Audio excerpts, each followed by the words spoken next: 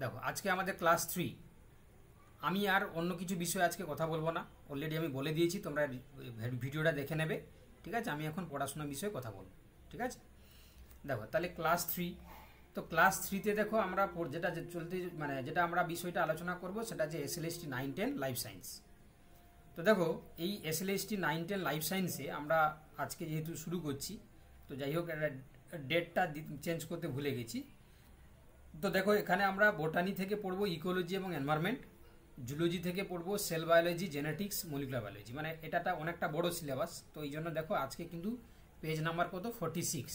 ঠিক আছে, মানে আজকে একটু টাইম লাগবে, একটু টাইম লাগবে। দেখতে পাচ্ছ পেজ নাম্বার কত 46 পেজ, মানে বুঝতে পেরেছো তো, অনেক জিনিস কিন্তু আজকে পড়তে হবে। তো ওতে হচ্ছে কি ভালো করে তোমরা পড়বে, কারণ এই যে সেল বায়োলজি, জেনেটিক্স এবং মলিকুলার বায়োলজি, এখানে কিন্তু অনেক হিউজ সিলেবাস আছে। আর ফিজিওলজি থেকে আমরা কি পড়বো, conservation of matter and energy in human system. ঠিক আছে, দেখো তাহলে তো এটাই হচ্ছে কি আমাদের আলোচনার বিষয়। ঠিক আছে, তাহলে ecology, environment, cell biology, genetics, molecular biology, আর এখানে conservation of matter and energy in the human system.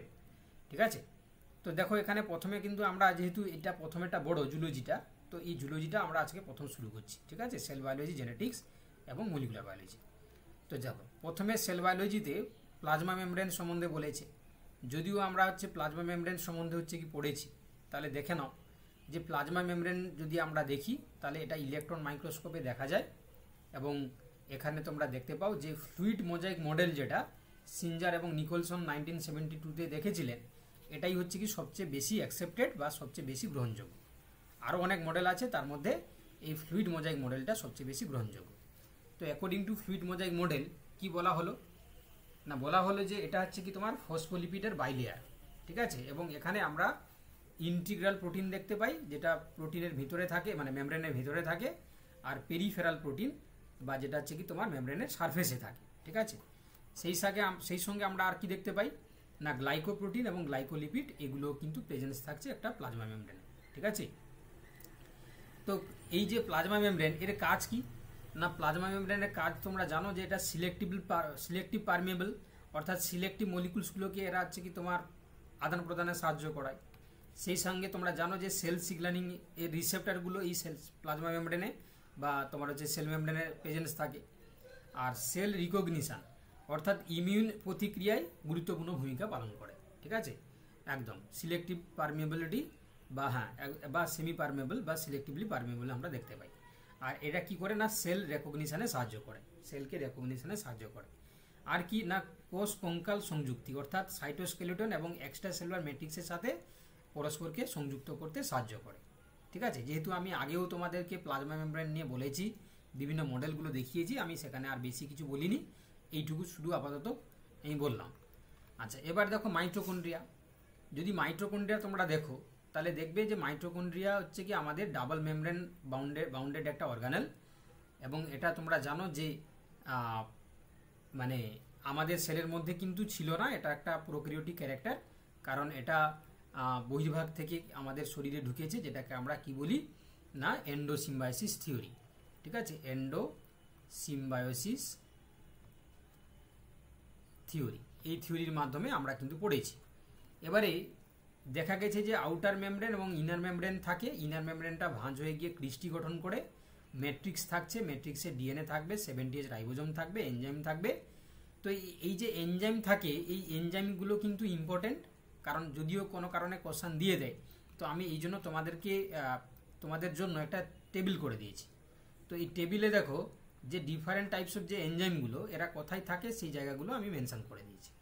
কীরকম দেখো, যেমন আউটার মেমব্রেনে কি কি এনজাইম থাকে।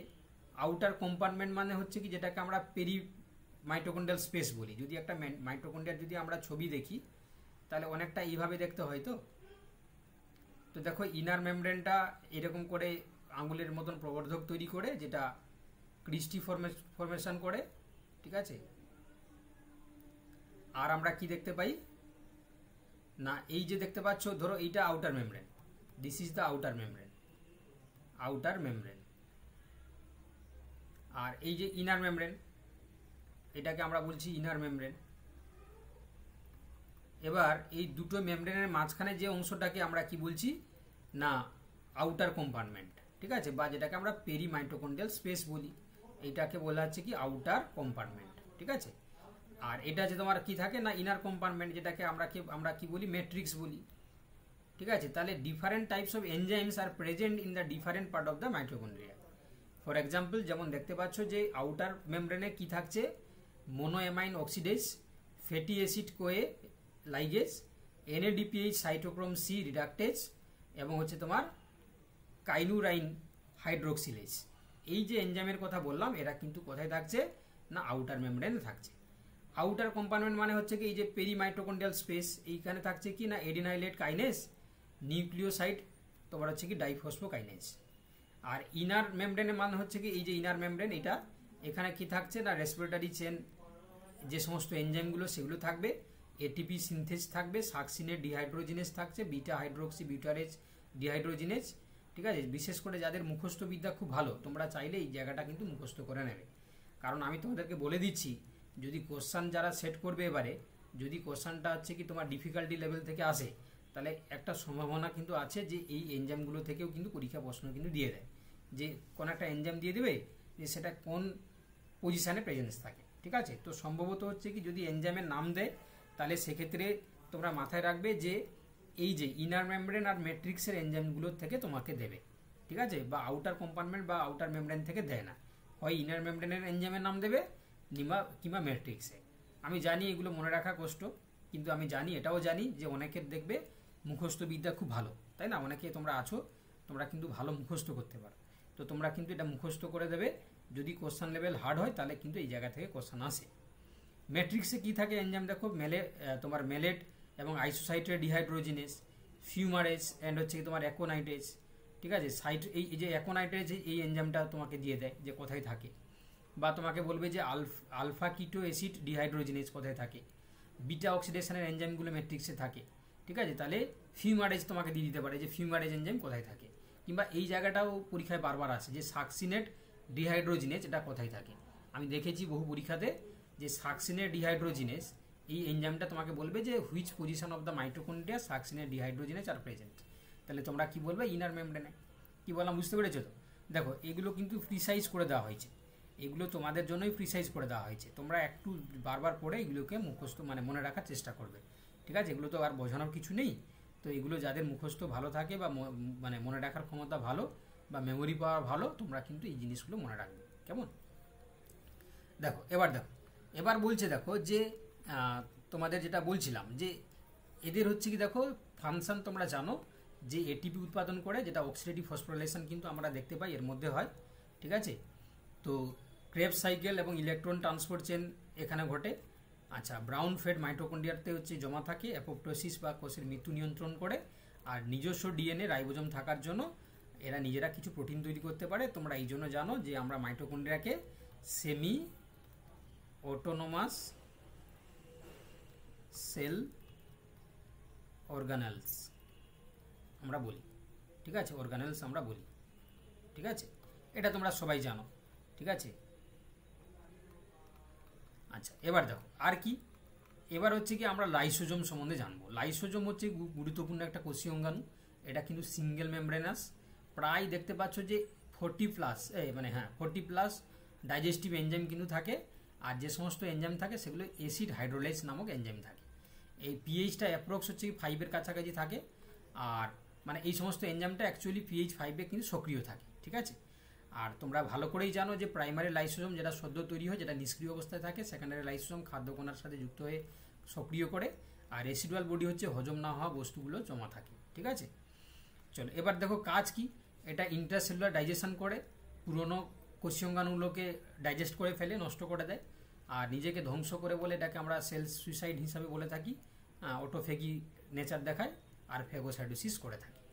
দেখো আর একটা জিনিস তোমাদের জন্য আমি করে দিয়েছি, এটাও কিন্তু খুব ইম্পর্টেন্ট, লাইসোজোমাল এনজাইম, ঠিক আছে। লাইসোজোমের মধ্যে যে সমস্ত এনজাইমগুলো থাকে, ঠিক আছে, তো সেগুলো কি কি হতে পারে। তো দেখো ক্যাটাগরিতে ভাগ করে দেওয়া হয়েছে। একটা দেখো ফসফেট এস্টার্স থাকবে, নিউক্লিয়াস থাকবে, প্রোটিন ডাইজেস্টিভ এনজাইম থাকে, কার্বোহাইড্রেট ডাইজেস্টিভ এনজাইম থাকে, লিপিড ডাইজেস্টিভ এনজাইম থাকে। তো দেখো ফসফেট যে এস্টারেজ যেগুলো, যেমন অ্যাসিড ফসফেটেজ, নিউক্লিয়াস দেখতে পাচ্ছ DNS, RNase, protein digestive enzyme থাকছে কি কোলাজিনেস, হ্যাঁ, তারপর হচ্ছে কি তোমার কার্বোহাইড্রেট ডাইজেস্টিভ এনজাইম হচ্ছে বিটা গ্লুকোসাইডেস বা হেক্সো তোমার হচ্ছে সেমাইডেস, বা তোমার হচ্ছে কি আলফা মোনো তোমার হচ্ছে কি সাইডেস, আলফা তোমার হচ্ছে কি ফিউকোসাইডেস, এই সমস্ত এনজাইমগুলো থাকে। আর লিপিড ডাইজেস্টিভ এনজাইম থাকছে কি দেখো না স্পিঙ্গোমাইলিনেস আর হচ্ছে এস্টাডেস। ঠিক আছে, তাহলে এগুলো হচ্ছে কি তোমরা একটু পারলে মনে রাখবে। ঠিক আছে, পারলে কিন্তু এগুলো মনে রাখবে। কেন না, এই যে বললাম একটু আগে বিভিন্ন এনজাইমগুলো কোথায় থাকে সেগুলো কিন্তু তোমাদেরকে দিয়ে দিতে পারে। ঠিক আছে, তো এই জন্য আমার মনে হলো যে এই এনজাইমগুলো তোমাদের হ্যাঁ একটু টাফ, আমি বুঝতে পারছি যে টাফ, আমি বলছি না যে এগুলো সহজ, কারণ এতগুলো এনজাইমগুলো মনে রাখা হচ্ছে কি গুলিয়ে যায়। তো সেক্ষেত্রে যেহেতু হচ্ছে কি তোমার এবারে কম্পিটিশন লেভেলটা হাই থাকে এবং এই জায়গাগুলো থেকে কোশ্চেন কিন্তু যারা কোশ্চেন সেটার বা যারা তোমার হচ্ছে কি মডারেটার তারা কিন্তু কোশ্চেন কিন্তু এই জায়গাগুলো থেকে সেট করে, কারণ তোমাকে এই জায়গাগুলো দিলে যে জানবে মানে সে পারবে, আর যে জানবে না মানে ডেফিনেটলি সে ভুল করবে। তো এই জন্য হচ্ছে কি যারা কোশ্চেন সেটার তারা ইচ্ছা করে এই জায়গাগুলো থেকে একটা কোশ্চেন দিয়ে দেয়। ঠিক আছে, মানে কোশ্চেন ছোট হয় কিন্তু তোমার হচ্ছে ওই ধানি লঙ্কার মতন, লঙ্কা সাইজ ছোট কিন্তু হচ্ছে কি তোমার ঝাল প্রচুর। ঠিক আছে, কীভাবে এই সমস্ত কোশ্চেনের হচ্ছে কি তোমার ভলিউম ছোট হয় কিন্তু এর ইফেক্টনেসটা খুব বেশি, যে জানবে পারবে, যে জানবে না সে ভুল ডেফিনেটলি ভুল করবে। চলো এবার দেখো, এবার হচ্ছে দেখো রাইবোজোম দেখো তোমার বেসিক্যালি আমরা দেখতে পাচ্ছি যে রাইবোজোমে মাইটোকন্ড্রিয়াতে রাইবোজোম তো বলেছি আমি 70S। ঠিক আছে, 70S। দেখো এবার তোমরা ভালো করে দেখো রাইবোজোম হচ্ছে কি যদি আমরা দেখি তাহলে রাইবোজোমের ক্ষেত্রে তোমরা জানো যে এটা নন মেমব্রেনাস, কোনো মেমব্রেন থাকবে না। আর প্রোক্যারিওটিকের ক্ষেত্রে 70S আর ইউক্যারিওটিকের ক্ষেত্রে 80S। এবং এটা বেসিক্যালি তোমরা জানো যে মুক্ত অবস্থায় থাকে কিংবা এন্ডোপ্লাজম রেটিকুলামের সঙ্গে থাকে। ফাংশন বেসিক্যালি কি করে না প্রোটিন সিনথেসিস করে। আর এখানে যে জিনিসটা তোমরা ভালো করে মনে রাখবে এই জায়গাটা, ঠিক আছে, এই জায়গাটা থেকেও কিন্তু কোশ্চেন আসে। এই যে 70S রাইবোজোম কার বললাম প্রোক্যারিওটিকের ক্ষেত্রে, তো এটা 30S এবং তোমার হচ্ছে 50S। 30Sটাকে স্মল ইউনিট বলি, এটাকে লার্জ ইউনিট আমরা বলি। এই স্মল ইউনিটের ক্ষেত্রে দেখো 30Sটা হচ্ছে কি 16S RRNA, আর RRNA হচ্ছে কি তোমার 21 প্রোটিন থাকবে। আর 50S এর ক্ষেত্রে 23S RRNA, আর 5S হচ্ছে কি তোমার RRNA, তার সঙ্গে 34টা প্রোটিন থাকবে। আর এই যে ইউক্যারিওটিকের ক্ষেত্রে দেখো 80S এর মধ্যে 40S আর 60S, তাহলে 40S এর ক্ষেত্রে 18S আর 30 প্রোটিন, 60S এর ক্ষেত্রে 28S, 5.8S, 5S আর 40 প্রোটিন। ঠিক আছে, এই জায়গাটাও কিন্তু ভিভিআই। ঠিক আছে, এই জায়গাটাও কিন্তু ভিভিআই, মনে থাকবে তো। এটা কিন্তু মনে রাখতে হবে, যার মুখস্থবিদ্যা ভালো খারাপ আমি এত বুঝি না, এটা কিন্তু সবাইকে মনে রাখতে হবে। ঠিক আছে, কারণ এই জায়গা থেকেও কিন্তু কোশ্চেন সেট হয়। ঠিক আছে, এই জায়গা থেকে এবার দেখো সেক্স ডিটারমিনেশনস। ঠিক আছে, অবভিয়াসলি সেক্স ডিটারমিনেশন না হলে সমস্যা নেই না, কোনটা মেল কোনটা ফিমেল বুঝে যাবে না। তো দেখো, তো তার জন্য দেখো এখানে দেখতে পাচ্ছ যে ড্রোসোফিলার ক্ষেত্রে আমরা দেখতে পাচ্ছি, তো এদের ক্ষেত্রে যে সেক্স ডিটারমিনেশন হয় সেটা কি না ratio of X chromosomes to set of the autosomes. ঠিক আছে, অর্থাৎ এক্স ক্রোমোজোম ইস টু অটোজোমের রেশিওর উপর ভিত্তি করে ড্রোসোফিলার ক্ষেত্রে কি হয় না, ড্রোসোফিলার ক্ষেত্রে কি হয় না তোমার হচ্ছে কি সেক্স ডিটারমিনেশন আমরা দেখতে পাই। ওকে, তাহলে এই যে সেক্স ডিটারমিনেশন তোমার হচ্ছে ড্রোসোফিলার ক্ষেত্রে হচ্ছে, আমাদের মতো নয় যে আমাদের মতন ওয়াই ক্রোমোজোম থাকলে তাহলে সেটা মেল হয়ে যাবে, না থাকলে সে ফিমেল হয়ে যাবে, এমনটা নয়। তাদের এক্স এবং হচ্ছে কি তোমার অটোজোমের মধ্যে যে রেশিও, সেই রেশিওর উপর ভিত্তি করে কিন্তু কি হয় না সেক্স ডিটারমিনেশন আমরা দেখতে পাই। তো দেখো এখানে দেখতে পাচ্ছ যে এক্স ইস টু এ মানে সেক্স ক্রোমোজোম আর অটোজোমের রেশিও যদি 1 হয় তাহলে কি হবে, তাহলে সেটা ফিমেল হয়ে যাবে। ঠিক আছে, যেমন এই যে এক্স এক্স ইন্টু 2A, তাহলে এখানে দেখো দুটো অটোজোম সেক্স ক্রোমোজোম দুটো হচ্ছে অটোজোম, তাহলে রেশিও করলে দেখো কত আসবে 1 আসবে, তাহলে এটা কি হবে তাহলে ফিমেল হয়ে যাবে। যদি 0.5 হয় তাহলে কি হবে সেটা মেল হয়ে যাবে। আর যদি হচ্ছে কি না আমি কি ভুল বললাম, দাঁড়া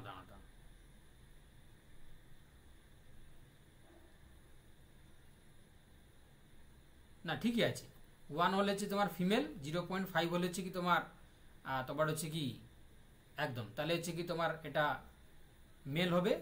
আর গ্রেটার দেন 1 হলে, ঠিক আছে, তাহলে গ্রেটার দেন 1 হলে হচ্ছে তখন হয়ে যাবে কি মেটা ফিমেল হয়ে যাবে। ঠিক আছে, গ্রেটার দেন 1 হলে মেটা ফিমেল, এটা কিন্তু গ্রেটার দেন 1।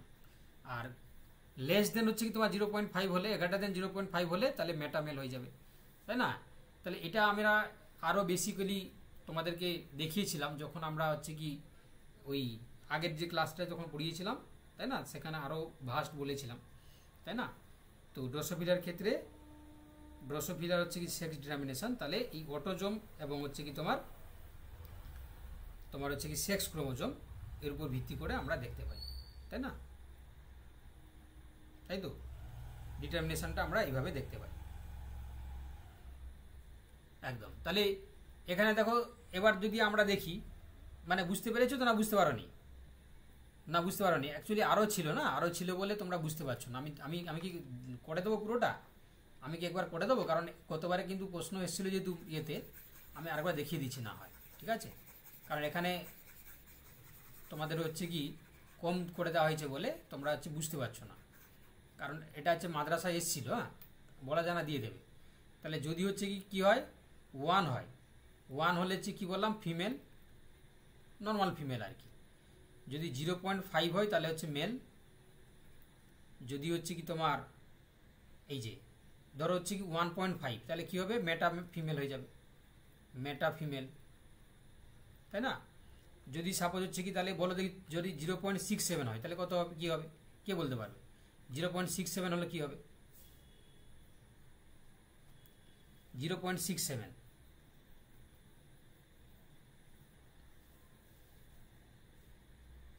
মানে অ্যাকচুয়ালি হচ্ছে কি এই যে 0.1 থেকে কম আর হচ্ছে 0.5 থেকে বেশি। 1 থেকে হচ্ছে কি 1 টু হচ্ছে 0.5 এর মাঝখানে যদি মানটা আসে তখন কি হয়ে যাবে, ইন্টারসেক্স, তাই তো, ইন্টারসেক্স। আচ্ছা, আর কি বলেছিলাম, ধরো 0.33, তাহলে এটা কি হবে, 0.33 মানে এই যে তোমার হচ্ছে কি 0.33 মানে কি হবে, মেটামেল হয়ে যাবে, মেটামেল। 0.5 থেকে কম হলে মেটামেল, তাই না, হয়ে গেলে তো সবগুলো হয়ে গেল। তাহলে ফিমেল, মেল, মেটা ফিমেল, ইন্টারসেক্স আর হচ্ছে মেটামেল, ঠিক আছে। আর কিছু আছে?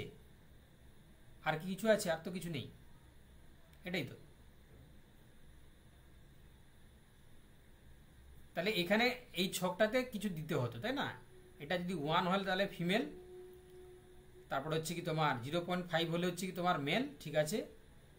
1-এর যদি বেশি হয়, 1-এর যদি বেশি হয় তাহলে কি হবে, এই যে 1-এর বেশি হলে মেটা ফিমেল, আর তোমার যদি 0.5-এর কম হলে তাহলে হচ্ছে কি হবে, 0.5-এর কম হলে এই 1-2 হচ্ছে কি তোমার 0.5-এর হলে ইন্টারসেক্স, ইন্টারসেক্স। বুঝে গেছো? বুঝে গেছো কোনটা উল্টো সাইন হয়ে গেছে গো, এটা না, হ্যাঁ এটা উল্টো সাইন হয়ে গেছে।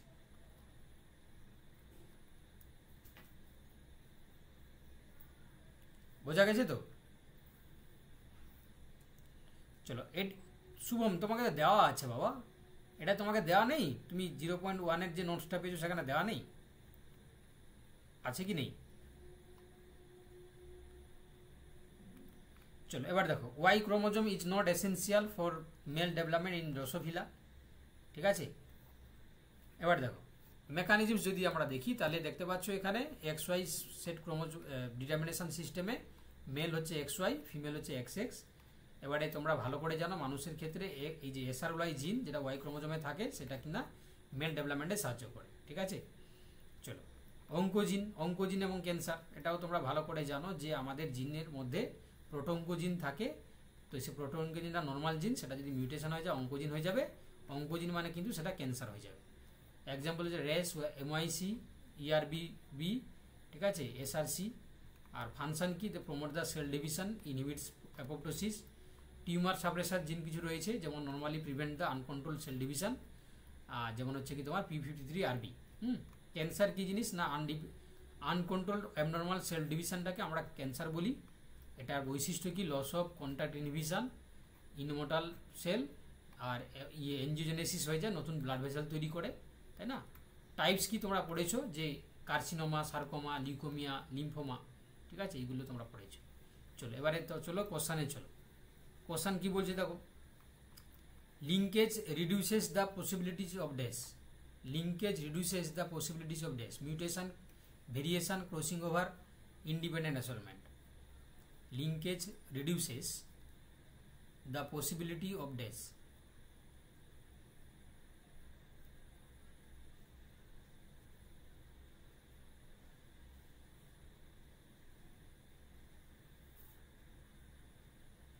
দেখো কজন ছিল গো, ছিল হচ্ছে কি তোমার প্রায় 200, আজকে 30-32 জন হয়ে গেছিল, তাই না?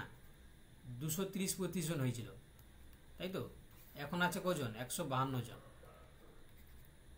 152 জন, বুঝতে পারছো? এখানেই রেশিওটা বুঝতে পারছো কি হচ্ছে?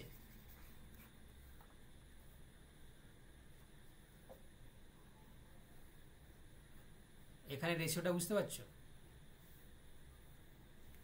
চলো তাহলে এটা কি হবে গো? তাহলে এটা কি হবে? তাহলে linkage reduces the possibilities of dash, তাহলে ক্রসিং ওভার হবে।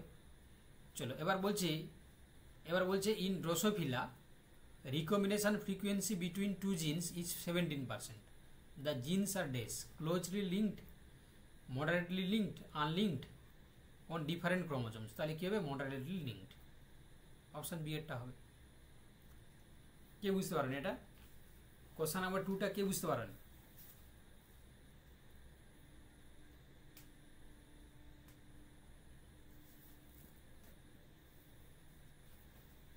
রুমিতা বুঝতে পারোনি? সে কি তোমরা বুঝতে পারোনি?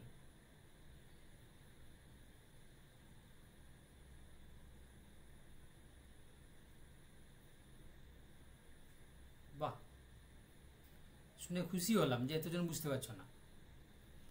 আরে বাবা, এখানে বলেছে যে রিকম্বিনেশন ফ্রিকোয়েন্সি দেখে তো আমরা বুঝতে পারি না। রিকম্বিনেশন ফ্রিকোয়েন্সি যদি 50% হয় তাহলে জিন হচ্ছে আনলিঙ্কড। রিকম্বিনেশন ফ্রিকোয়েন্সি যদি 50% হয় তাহলে জিন হচ্ছে কি হবে? আনলিঙ্কড হবে, ঠিক আছে? আর যদি আরএফ যদি 0 হয়, আরএফ যদি 0% হয় তাহলে কত? তাহলে জিন হচ্ছে কি তোমার কমপ্লিটলি লিঙ্কড হবে, ক্লোজলি লিঙ্কড হয়ে যাবে, মানে কমপ্লিট লিঙ্কড হয়ে যাবে। এবারে এখানে মানটা দিয়েছে কত না? আরএফ মানটা হচ্ছে কি তোমার কত দিয়েছে? 17%। তাহলে তাহলে জিনটা হচ্ছে কি তোমার ক্লোজলি লিঙ্কড তো হবে না, তাহলে সেখানে হলে তুমি 0 পেতে। যদি হচ্ছে মডারেট লিঙ্কড মানে তুমি এখানে মাঝামাঝি পাবে নাম্বারটা। আর যদি পুরো আনলিঙ্কড হয়ে যায় তখন তুমি সেখানে হচ্ছে 50% কাছাকাছি পাবে, তাই না? 50%-এর বেশি কিন্তু হয় না, তাই না? রিকগনিশন ফ্রিকোয়েন্সি হচ্ছে গ্রেটার দেন ইকুয়াল টু 50%, তাই না? গ্রেটার দেন ইকুয়াল টু হচ্ছে 50%, মানে লেস দেন ইকুয়াল টু 50%। তো সেক্ষেত্রে 50%-এর বেশি হয় না। তো সেক্ষেত্রে তোমরা বুঝতে পারছো তাহলে যখন 17% মানে মডারেটলি লিঙ্কড হবে। কমপ্লিট লিঙ্ক হয়ে গেলে 0%, আর কমপ্লিটলি আনলিঙ্কড হয়ে গেলে তখন হচ্ছে 50%, তাই না? তাহলে যদি 17% মানে কি? তাহলে মডারেটলি লিঙ্কড। এবারে বুঝাতে পেরেছি তোমাদেরকে বুঝাতে পেরেছি না বুঝতে পারেনি? এবারে কি বুঝাতে পেরেছি? এইগুলো তো আমি আগেও পড়িয়েছি বাবা, তোরা পুরনোরা কি করে বুঝতে পারছো না আমি বুঝতে পারছি না।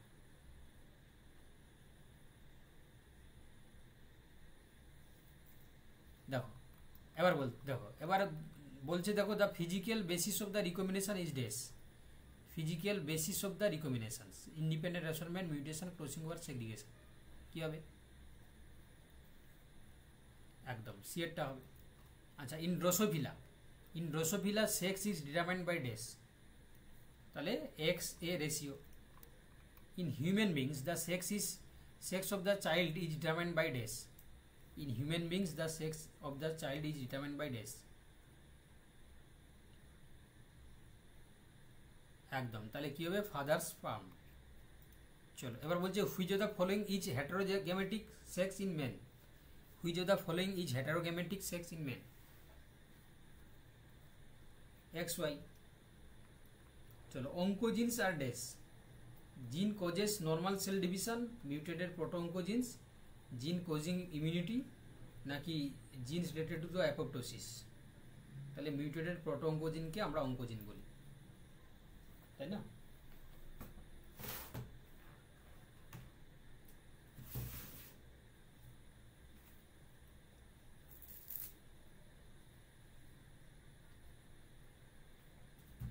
বুঝতে পারছো তো তোমরা নাকি? বুঝা যাচ্ছে তো? বুঝতে পারছো তো নাকি? চলো পরে বলছে which virus is associated with the cervical cancer.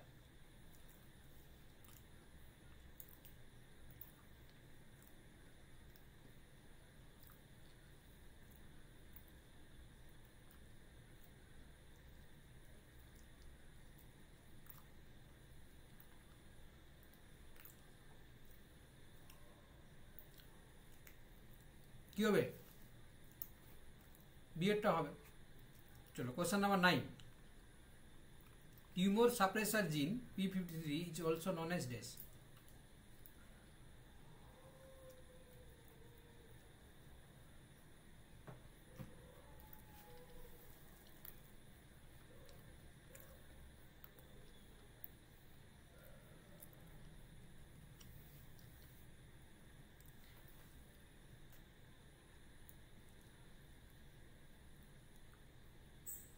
কি হবে গো?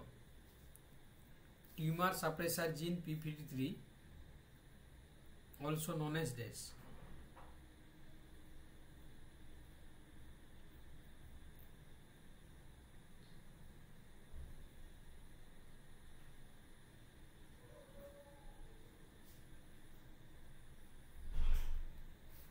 কি হবে? বাহ, অপশন এ বি দুটোই আসছে। এরটা হবে। চলো এবার দেখো, এবার বলছে, হ্যাঁ চলো এবারে আমাদের জুলজি শেষ হলো। হ্যাঁ, এতক্ষণে আমাদের জুলজি কমপ্লিট। এবারে আমরা চলে আসবো কি বটানিতে। বটানি, তো বটানিতে কি আছে? বটানিতে দেখো এখানে আছে কি ইকোলজি। ইকোলজি হচ্ছে তোমরা জানো জীব এবং তাদের পরিবেশের মধ্যে সম্পর্ক নিয়ে অধ্যয়ন করাকে আমরা কি বলি? ইকোলজি বলি। এটাকে আমরা দুটো ভাগে ভাগ করি, অডিকোলজি এবং সিনিকোলজি। ঠিক আছে, অডিকোলজি হচ্ছে একটি মাত্র প্রজাতির সংগঠন যেখানে পরিবেশের সাথে তার সম্পর্ক নিয়ে আলোচনা করা হয়। এখানে সিনিকোলজি কি জিনিস না, একাধিক প্রজাতি এবং জীবগোষ্ঠী তাদের মধ্যে সম্পর্ক নিয়ে আলোচনা করা হয়। ঠিক আছে, আচ্ছা এবার ইকোলজিক্যাল ফ্যাক্টর কি না, তোমরা জানো যে কিছু ফ্যাক্টর রয়েছে যেমন অ্যাবায়োটিক ফ্যাক্টর এবং বায়োটিক ফ্যাক্টর।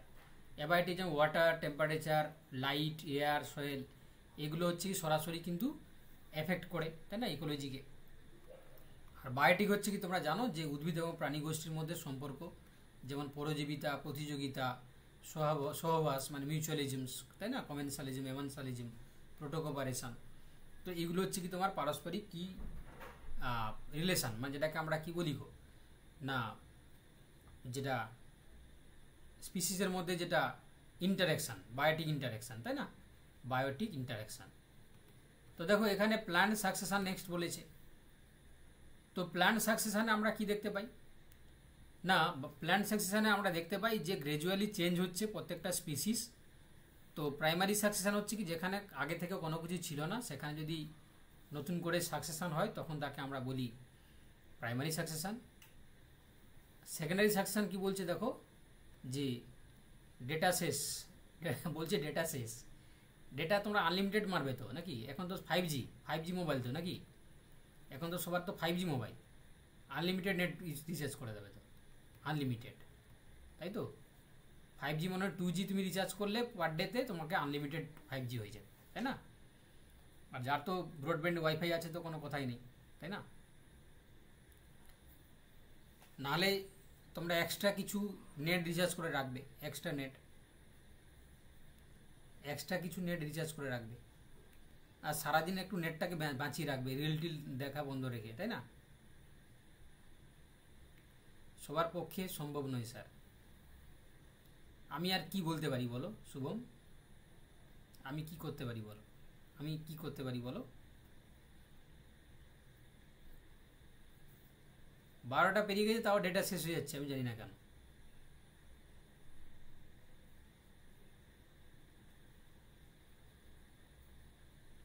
তোমরা কিছু টিপস দাও যারা আছে কি তোমরা কিভাবে কি করো, ম্যানেজ করো ডেটা, কিভাবে ম্যানেজ করো, বাকিরা টিপস দাও যাদের শেষ হয়ে যাচ্ছে নেট ডেটা তাদের জন্য।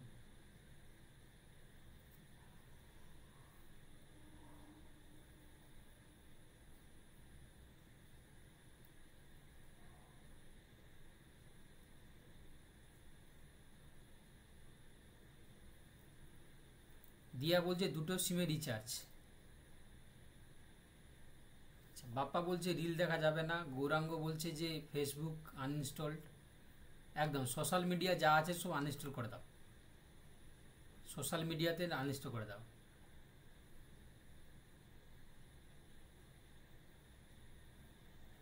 সব বন্ধ, অনলি এসএসসি। ভিআইতে 12 AM তো 60 আনলিমিটেড। চন্দন বলছে যে ভোডাফোনে 12টা থেকে 6টা পর্যন্ত আনলিমিটেড রাতে। যাই হোক, দেখো তাহলে তাহলে সেকেন্ডারি সাকসেশন মানে যেখানে আগে থেকে ছিল কিন্তু কোনো কারণে প্রাকৃতিক দুর্যোগ, সেটা হতে পারে ভলকানিক ইরেশন বা তোমার হচ্ছে কি আইলা বা তোমার হচ্ছে কি ভূমিকম্প, ঠিক আছে। তাহলে এর কারণে যদি হচ্ছে ধ্বংস হয়ে যায় তাহলে সেখানে আবার নতুন করে যখন তৈরি হয় তখন তাকে আমরা সেকেন্ডারি সাকসেশন বলি আমরা। আচ্ছা, এবার দেখো নুডেস সাকসেশনে কী হয়, প্রথমে নুডেশন হয়, তারপরে ইনভেশন মানে বাইরে থেকে কিছু এসে পড়লো, তারপরে সেখানে কম্পিটিশান হবে, রিয়াকশান হবে, তারপরে স্টেবিলাইজেশন এবং ক্লাইম্যাক্স স্টেজে চলে যাবে। তার কারণ হচ্ছে কি প্রথম যে আসবে তাকে আমরা কি বলি গো, পায়োনিয়ার স্পিসিস আমরা বলি, তাই না। তারপরে হচ্ছে কি তোমার সেরাল কমিউনিটি চলবে, দিয়ে লাস্টে আসবে ক্লাইম্যাক্স, তাই না, ক্লাইম্যাক্স চলবে, তাই তো, তাই তো ক্লাইম্যাক্স চলছে একদম।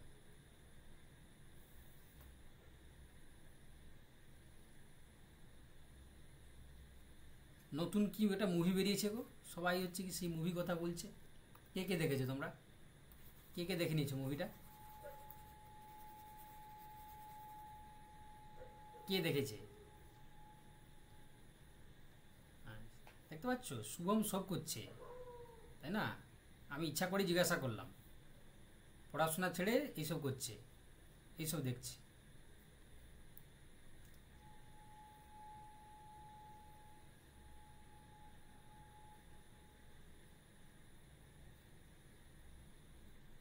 আমি এই জন্য জিজ্ঞাসা করলাম যে পড়াশোনা ছেড়ে কে দেখছে এইসব। সুশোভন ঠিকই বলেছে, কি মুভি, মানে সঠিক অ্যান্সার। আমি খুশি হলাম সুশোভন তোমার এই অ্যান্সার শুনে। চলো এবার দেখো, তাহলে এবার হচ্ছে কি দেখো অ্যাডাপ্টেশন অফ প্লান্টস, ঠিক আছে। অ্যাডাপ্টেশন অফ প্লান্টস, প্লান্টসের কি অ্যাডাপ্টেশন আমরা দেখতে পাই। তো দেখো অ্যাডাপ্টেশন অফ প্লান্টসের ক্ষেত্রে যদি হাইড্রোফাইট হয় তাহলে সে জলে থাকবে। তো জলে থাকলে সে দেখো যেমন নিমফিয়া, হাইড্রিলা, ভেলিসনারিয়া, অভিযোজন হচ্ছে পাতায় স্টোমাটা উপরের দিকে থাকবে আপার সারফেসে, পাতলা কিউটিকল বা অনুপস্থিত থাকতে পারে, এরেনকাইমা থাকবে, তাই না, বায়ুপূর্ণ পেরেনকাইমাকে আমরা এরেনকাইমা বলি।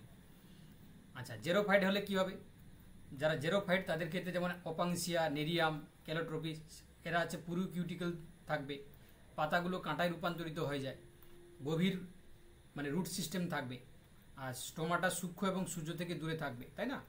আচ্ছা, হেলোফাইটস, হেলোফাইটসের ক্ষেত্রে আমরা কি দেখতে পাবো, রাইজোফোরা, এভিসেনেরিয়া, ঠিক আছে। তো যেমন এদের ক্ষেত্রে নিউমাটোফোর থাকবে, লবণ গ্রন্থি থাকবে, সল্ট গ্ল্যান্ড আমরা যেটাকে বলি, তাই না। আর কি থাকবে, একদম ম্যানগ্রোভস। আচ্ছা, মোটা এবং মোমযুক্ত কিউটিকল থাকতে পারে। চলো এবার দেখো গ্লোবাল ওয়ার্মিং, বুঝতেই পারছো এখন কখন বৃষ্টি হচ্ছে, কখন গরম দিচ্ছে, কখন ঠান্ডা লাগছে বোঝাই যাচ্ছে না, তাই না।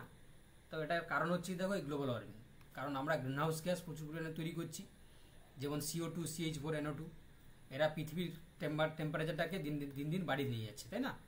তো সেক্ষেত্রে আমরা এই কারণে দেখতে পাচ্ছি যে এখানে বিশ্ব উষ্ণায়ন ঘটছে, গ্লেসিয়ারগুলো হচ্ছে গলছে, তাই না, সমুদ্রের জলতলের উচ্চতা বাড়ছে, মরুভূমি সম্প্রসারণ হচ্ছে, জীববৈচিত্র্য কমছে, তাই না। এয়ার পলিউশন তোমরা জানো যে কিছু ক্ষতিকর গ্যাস রয়েছে যেগুলো আমাদের বায়ুতে মিশে, তারা যেমন যানবাহন থেকে আসছে, শিল্প থেকে আসছে, কৃষি থেকে আসছে। আর পরিণাম কি হচ্ছে দেখো, শ্বাসকষ্ট, হাঁপানি, ক্যান্সার, অ্যাসিড বৃষ্টি, ওজোন স্তর ক্ষয় হচ্ছে। চলো এবার দেখো কোশ্চেন অ্যান্সার দেখো, বলছে which of the following is a hydrophytes. Hydrophytes এখানে কোনটা রয়েছে দেখো, অপাংসিয়া, ভেলিসনারিয়া, নেরিয়াম, কেজুয়ারিনা। তাহলে কি হবে, এখানে যতগুলো প্ল্যান্ট রয়েছে তার মধ্যে কোনটা হাইড্রোফাইটস।